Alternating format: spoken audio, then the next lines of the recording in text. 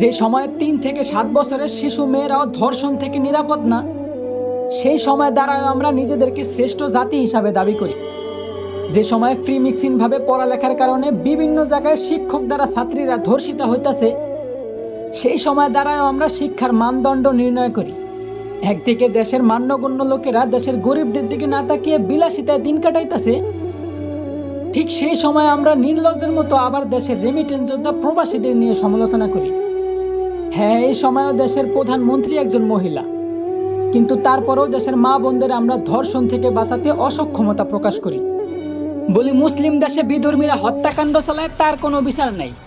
সংখ্যায় বেশি আর দেশটা মুসলমানদের হওয়া সত্ত্বেও প্রতিবাদ করার মতো কেউ নাই। আসলে আমি মনে করি কি ভাই, আমাদের দেশে ইসলামের পক্ষে সঠিক বিচারই নাই।